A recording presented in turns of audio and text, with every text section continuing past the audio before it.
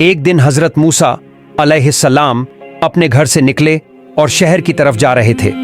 ठीक दोपहर का समय था। बाहर ज्यादा लोग नहीं थे, चारों तरफ सन्नाटा था। अचानक उन्होंने एक कच्ची गली में जोरदार झगड़ा देखा। फिरौन के बावर्ची काबून और एक इजरायली लकड़हारे सामरी के बीच बहुत तकरार हो रही थी। काबून बड़ा दुस्साहसी और जिद्दी था, सामरी बहुत कमजोर था। काबून उस इजरायली के सिर पर एक भारी लकड़ी थोपने की कोशिश कर रहा था और उसे जबरन उठवाने लगा। लकड़हारा बार बार मना कर रहा था, पर काबून नहीं माना। जब उसने देखा कि हजरत मूसा अलैहिस्सलाम आ रहे हैं, उसने जोर से चिल्लाकर मदद मांगी। बचाओ, कोई मेरी मदद करो। हजरत मूसा अलैहिस्सलाम वहां पहुंचे और काबून से बोले, तुम क्यों उसे यह बोझ डाल रहे हो? यह तुम खुद उठा सकते हो। मगर काबून और भी जिद पर अड़ा रहा, कहने लगा कि मैं उसे मजबूर करूंगा। दोनों में बहस तेज हो गई। हजरत मूसा अलैहिस्सलाम उसे समझाने लगे, लेकिन काबून न माना। तब हजरत मूसा अलैहिस्सलाम ने उसे एक थप्पड़ मार दिया। काबून वहीं गिर पड़ा और उसकी मौत हो गई। हजरत मूसा अलैहिस्सलाम का कभी इरादा हत्या का नहीं था। यह सब अनजाने में हो गया।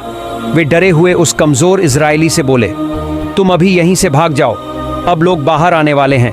अगर फिरौन के सैनिक देख लेंगे कि उसके बावर्ची की हत्या हुई तो हम दोनों मुसीबत में पड़ जाएंगे। और वे दोनों चुपके से वहां से चले गए। उस रात हजरत मूसा अलैहिस्सलाम ने अल्लाह के सामने सिर झुकाकर दुआ की, हे अल्लाह, मैंने बड़ा अनर्थ कर दिया। मैं बस झगड़ा खत्म करना चाहता था, पर अनजाने में यह हो गया। मैं तेरे सामने पूरी सच्चाई के साथ माफी मांगता हूं। और अल्लाह रब्बुल आलमीन ने उन्हें इस भूल के लिए माफ कर दिया। कुछ समय के बाद लोग सड़कों पर आ गए और काबून का लाश मिला। खबर तुरंत फिरौन तक पहुंच गई। फिरौन भड़क उठा, तुरंत पता लगाओ किसकी हिम्मत है जिसने मेरे बावर्ची की हत्या की। उसे मेरे सामने लाओ, मैं उसे सजा दूंगा। राज के लोग और सैनिक हर जगह छानबीन करने लगे। हजरत मूसा अलैहिस्सलाम बहुत भयभीत थे और अगली सुबह हजरत मूसा अलैहिस्सलाम फिर से शहर की तरफ चले। थोड़ी दूर जाने पर उन्होंने देखा वही इजरायली आदमी सड़क पर खड़ा है और किसी अन्य कुफरती से झगड़ रहा है। जब उस इजरायली ने हजरत मूसा अलैहिस्सलाम को देखा तो उसने फिर से मदद के लिए पुकारा।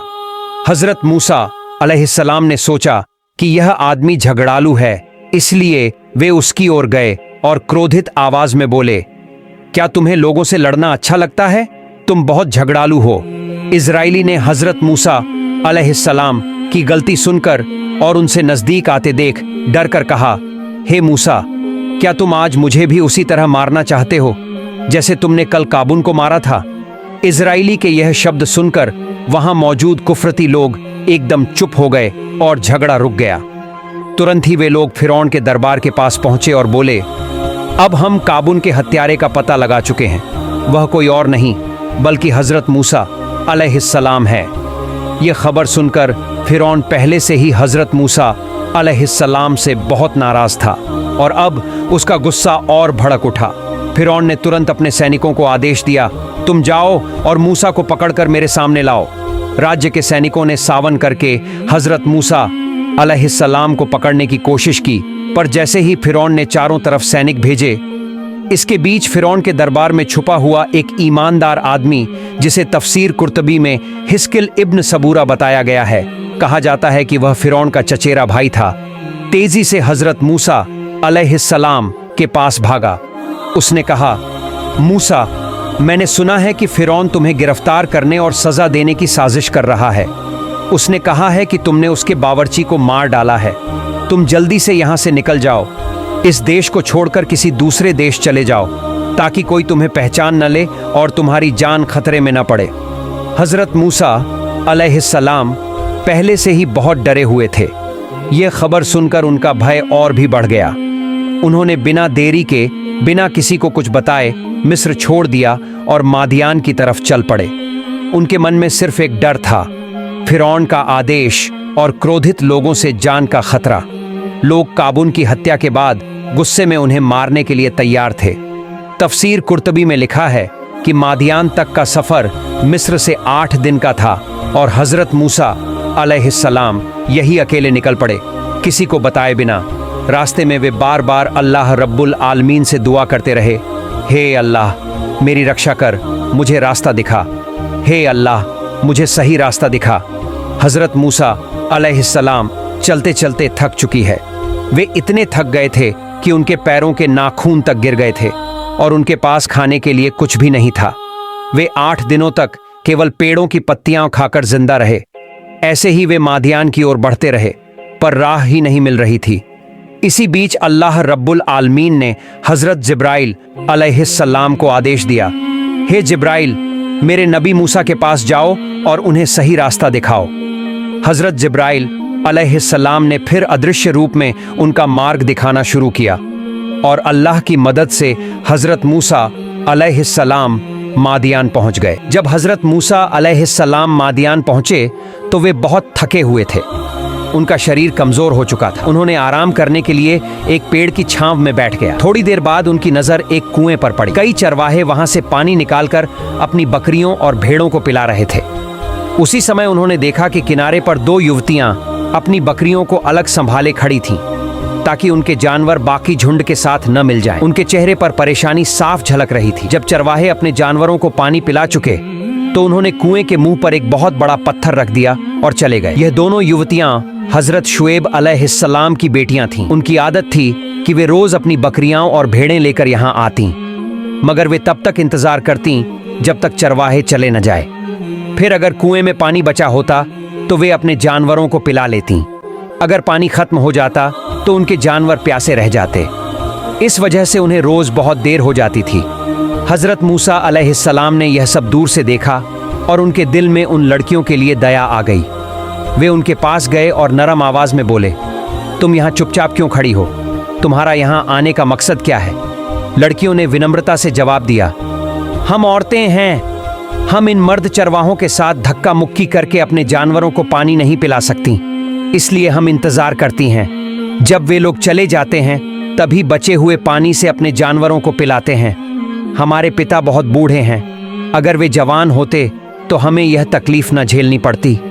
यह सुनकर हजरत मूसा अलैहिस्सलाम ने मुस्कुराते हुए कहा, अगर मैं तुम्हारे लिए कुएं का पत्थर हटा दूं और तुम्हारे जानवरों को ताज़ा पानी पिला दूं तो क्या तुम खुश हो जाओगी? लड़कियों ने हैरानी से देखा और बोलीं, यह तो मुमकिन नहीं है। कुएं के मुंह पर रखा यह पत्थर बहुत बड़ा है, इसे हटाने के लिए 10 लोगों की जरूरत पड़ती है और आप अकेले यह कैसे कर सकते हैं? तफसीर कुर्तबी में भी लिखा है कि उस कुएं का पत्थर उठाने के लिए 10 आदमियों की ताकत चाहिए होती थी। हजरत मूसा अलैहिस्सलाम उस समय बहुत भूखे और थके हुए थे, लेकिन अल्लाह की नाम लेकर उन्होंने आसानी से कुएं के मुंह पर रखा भारी पत्थर हटा दिया।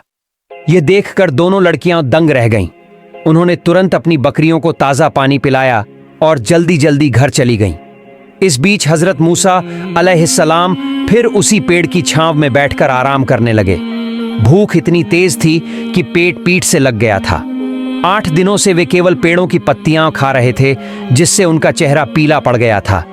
तब उन्होंने हाथ उठाकर दुआ की, ऐ अल्लाह, मैं तेरी रहमत का मोहताज हूं, तू मेरी मदद कर। उल्मा बताते हैं कि इस दुआ में हजरत मूसा अलैहिस्सलाम ने खाना मांगा और अल्लाह ने उनकी दुआ कबूल की। उधर हजरत शुएब अलैहिस्सलाम की दोनों बेटियां आज पहले से बहुत जल्दी घर लौट आईं। यह देखकर उन्होंने हैरानी से पूछा, बेटियों, आज इतनी जल्दी कैसे लौट आईं? बड़ी बेटी ने आदर से जवाब दिया, अब्बा जान, आज एक अजनबी मगर ताकतवर और भरोसेमंद युवक कुएं के पास पेड़ की छांव में बैठा था। उसी ने अकेले ही बड़ा पत्थर हटा दिया और हमारी बकरियों को साफ और ताज़ा पानी पिला दिया। आज हमें कोई मेहनत नहीं करनी पड़ी, इसलिए हम जल्दी लौट आए। यह सुनकर हजरत शुएब अलैहिस्सलाम ने कहा, वह अजनबी कौन थे जिसने तुम्हारे साथ इतनी नेकी की? अच्छा, तुम दोनों में से कोई जाकर देखो, अगर वह अभी भी बैठा है तो उसे बुलाकर हमारे घर ले आओ। उसके इस मेहनत का हमें इनाम देना चाहिए। पिता के हुक्म से हजरत सफूरा तुरंत निकल पड़ी। उन्होंने जाकर देखा कि हजरत मूसा अलैहिस्सलाम अब भी उसी पेड़ की छांव में बैठे हैं। सफूरा हल्की मुस्कान के साथ उनके पास पहुंची और कहा, जनाब, मेरे पिता ने आपको हमारे घर चलने का निमंत्रण दिया है। यह सुनकर हजरत मूसा अलैहिस्सलाम बिना देर किए उठ खड़े हुए और सफूरा के साथ चलने लगे। पहले सफूरा रास्ता दिखाने के लिए आगे बढ़ी, मगर हजरत मूसा अलैहिस्सलाम ने विनम्रता से कहा, ऐ सम्माननीय महिला, आप मेरे पीछे चलिए, मैं आपके आगे चल हूं, क्योंकि मेरी नजर आपके पैरों पर पड़ सकती है। और मैं नहीं चाहता कि किसी अजनबी औरत की सुंदरता को देखूं। सफूरा ने मुस्कुराकर जवाब दिया, जनाब, लेकिन आप तो हमारे घर का रास्ता नहीं जानते, इसलिए मैं आगे चल रही हूँ। हजरत मूसा अलैहिस्सलाम ने सफूरा से कहा, मैं तुम्हारे आगे चलता रहूंगा। अगर मैं रास्ता भूल गया या कहीं गलत दिशा में चला गया तो तुम पीछे से मुझे आवाज देकर सही रास्ता बता देना। यह सुनकर सफूरा उनके पीछे चलने लगी। उसी वक्त सफूरा के दिल में यह बात बैठ गई कि यह युवक बेहद चरित्रवान और प्रतिष्ठित है। चलते चलते दोनों हजरत शुएब अलैहिस्सलाम के घर पहुंचे। वहां पहुंचकर हजरत मूसा अलैहिस्सलाम ने आदर से सलाम किया। हजरत शुएब अलैहिस्सलाम ने मुस्कुराकर सलाम का जवाब दिया और पूछा, बेटा, तुम कहां से आए हो और यहां आने का उद्देश्य क्या है? हजरत मूसा अलैहिस्सलाम ने सारा हाल विस्तार से बयान किया। उनकी बातें सुनकर हजरत शुएब अलैहिस्सलाम ने बोले, तुम पर अल्लाह की रहमत हो, बेफिक्र रहो, अब तुम सुरक्षित हो। जालिम अब तुम्हारा कुछ नहीं बिगाड़ सकते। फिर उन्होंने कहा, आओ बेटा, खाना खा लो। लेकिन हजरत मूसा अलैहिस्सलाम ने विनम्रता से कहा, जनाब, मैं किसी मेहनत के बदले खाना नहीं लेना चाहता। हजरत शुएब अलैहिस्सलाम मुस्कुराए और बोले, मैं तुम्हें मेहनत के बदले खाने को नहीं कह रहा हूँ, बल्कि यह तो मेरा और मेरे पूर्वजों का तरीका है कि हम मेहमानों का ख्याल रखते हैं। यह सुनकर हजरत मूसा अलैहिस्सलाम राजी हो गए और खाने के बाद वहीं ठहर गए। इस बीच हजरत शुएब अलैहिस्सलाम अपनी बेटियों से हजरत मूसा अलैहिस्सलाम के बारे में बात करने लगे। तभी बड़ी बेटी सफूरा बोली, अब्बा जान, अगर हम इस परमात्मा के भेजे हुए युवक को हमारे जानवर चराने का काम पर रख लें तो यह हमारे लिए बहुत अच्छा होगा। वह ताकतवर भी है, मेहनती भी और भरोसेमंद भी। बेटी की बात सुनकर हजरत शुएब अलैहिस्सलाम ने पूछा, बेटी, कुएं से पानी निकालकर तुमने उसकी ताकत और मेहनत तो देखी, लेकिन वह चरित्रवान और विश्वस्त है, इसका सबूत क्या है? सफूरा ने आदर से जवाब दिया, अब्बा जान, जब मैं उसे घर लाने गई थी तभी मुझे उसके चरित्र का सबूत मिल गया। यह सुनकर हजरत शुएब अलैहिस्सलाम बोले, ठीक है बेटी, मैं तुम्हारे प्रस्ताव पर विचार करूंगा। हजरत मूसा अलैहिस्सलाम कुछ दिन वहीं ठहर गए। इस दौरान हजरत शुएब अलैहिस्सलाम ने उनकी शक्ल पर स्वर्गीय नूर देखा और समझ गए कि यह युवक एक दिन अल्लाह का नबी बनकर मान्यता पाएगा। फिर एक दिन हजरत शुएब अलैहिस्सलाम ने कहा, ए मूसा, मैं तुम्हें अपनी बड़ी बेटी सफूरा से निकाह शादी करने की पेशकश करता हूँ। हजरत मूसा अलैहिस्सलाम ने खुशी से इस प्रस्ताव को स्वीकार किया, लेकिन वे थोड़े चिंतित होकर बोले, मेरे पास शादी के मेहर की अदायगी के लिए कोई सामान नहीं है। हजरत शुएब अलैहिस्सलाम ने कहा, तुम एक काम करो, हमारे यहाँ 8 साल काम कर दो। अगर तुम चाहो तो 10 साल भी कर सकते हो, ये तुम्हारी मर्जी है, मैं तुम्हें मजबूर नहीं करूँगा। तुम्हारे पास पूरी आज़ादी है। मुझे उम्मीद है कि तुम मेरे यहाँ अच्छे व्यवहार के लायक साबित होगे और तुम्हारे अच्छे कर्मों से तुम खुश रहोगे। वादा तोड़ना ईमानदार लोगों का काम नहीं है और तुम हमें वादा निभाने वाले ही पाओगे। हजरत मूसा अलैहिस्सलाम ने यह सुनकर कहा, जनाब, मैं आपके यहाँ 8 साल या 10 साल काम करने के लिए तैयार हूँ। आप बाद में मुझ पर कोई जबरदस्ती नहीं कर सकते। जब हजरत मूसा अलैहिस्सलाम ने इस पेशकश को स्वीकार कर लिया तो हजरत शुएब अलैहिस्सलाम ने देर न की और अपनी बड़ी बेटी सफूरा का हाथ हजरत मूसा अलैहिस्सलाम के हाथ में दे दिया। शादी के थोड़े समय बाद हजरत शुएब अलैहिस्सलाम ने एक लाठी देने की इच्छा जताई। यह वही लाठी थी जो हजरत जिब्राइल अलैहिस्सलाम ने जन्नत से लाकर हजरत आदम अलैहिस्सलाम को दी थी। हजरत आदम अलैहिस्सलाम ने इसे कभी कभी मसवाक के तौर पर भी इस्तेमाल किया था। अंततः यह लाठी हजरत शुएब तक पहुंची। इस लाठी की एक खास बात थी, इसे कोई भी उठा नहीं सकता था सिवाय किसी नबी या भविष्य में नबी बनने वाले के। एक बार हजरत शुएब अलैहिस्सलाम ने लाठी जमीन पर रख दी और हजरत मूसा अलैहिस्सलाम से कहा, ए मूसा, यह लाठी सिर्फ अल्लाह के नबियों के लिए है, मुझे यह नबियों की विरासत में मिली है, अगर तुम इसे उठा लोगे तो यह तुम्हारी हो जाएगी। हजरत मूसा अलैहिस्सलाम ने खुशी खुशी प्रस्ताव स्वीकार किया। वे लाठी के पास गए और आसानी से बिना किसी कठिनाई के उसे उठा लाए। यह देखकर हजरत शुएब अलैहिस्सलाम बहुत हैरान हुए। अब उनमें कोई शक नहीं रहा कि यह युवक एक दिन नबी बनेगा। फिर हजरत शुएब अलैहिस्सलाम ने बड़ी खुश होकर कहा, ए मूसा, अब समझ में आया, अल्लाह रब्बुल आलमीन तुम्हें नबी बनाकर भेजेंगे। आज से जब भी तुम अपने ऊँटों को चराने जाओ, यह लाठी साथ ले जाना। पर एक बात ध्यान रखना, उस फले पहाड़ी के किनारे मत जाओ।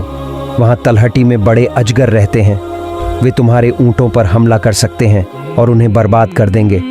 लेकिन अगर तुम इस लाठी को साथ रखोगे तो अल्लाह की रहमत से तुम ऐसे खतरे से बच जाओगे। फिर भी मेरी नसीहत यही है, उस पहाड़ी के पास ऊँट चराना ही मत।